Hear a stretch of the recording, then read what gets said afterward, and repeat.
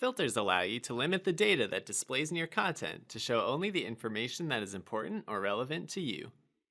You can create static filters, which are always applied to your content and cannot be edited at runtime, and prompted filters, which are dynamic parameter filters. This means that you can select the value or values to display at runtime. To create a prompted filter, drag the field that you want to select filter values for to the filter toolbar, or right-click the field and click Add to Filter Toolbar. You can filter for any field in your data, regardless of whether or not it is used in your content. When you add a prompted filter to a chart or report in TIBCO WebFOCUS Designer, you can click the label in the filter toolbar to select filter values. These values are used as default filter values for a dynamic parameter filter at runtime.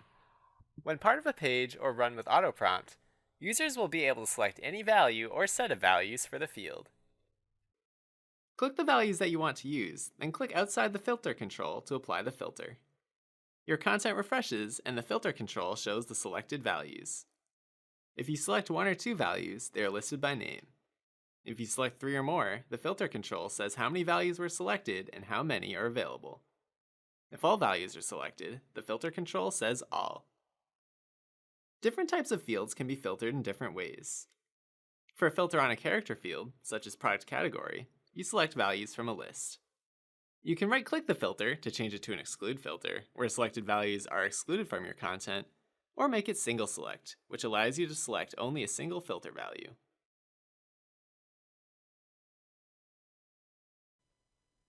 When you add multiple filters for alphanumeric dimensions to your content, they are chained by default.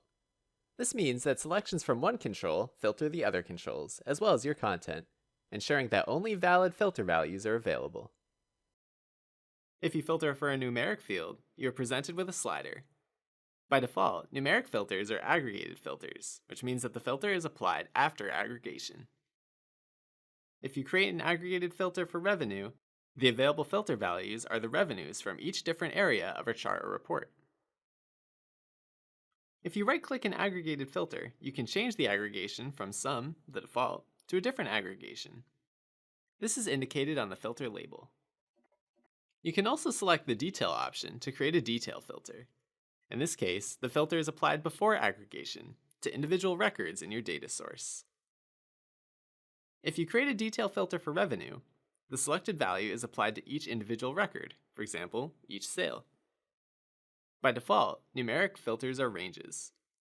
You can set the maximum and minimum values to include. If you right-click a numeric filter, you can set it to greater than or equal to, greater than, less than or equal to, or less than a value.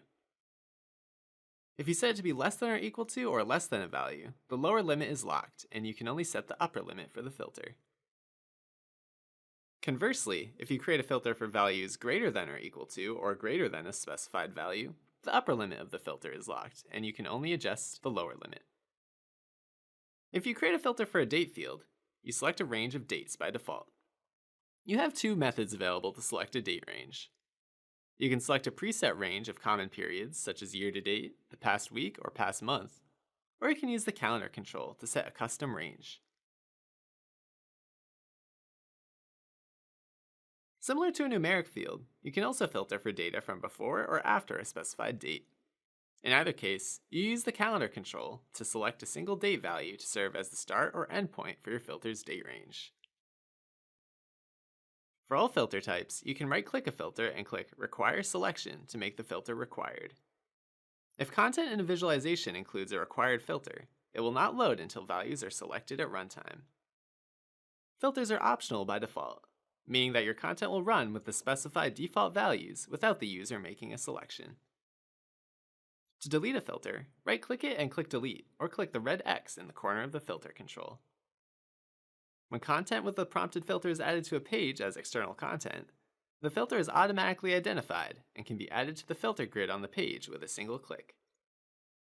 Filters can be extremely useful to help focus on the most important information and allow you to analyze how specific scenarios affect your data. Prompted filters in particular are a great way to give more choices to your users to display only the data that matters to them. To learn more, search for TIBCO WebFOCUS at docs.tibco.com.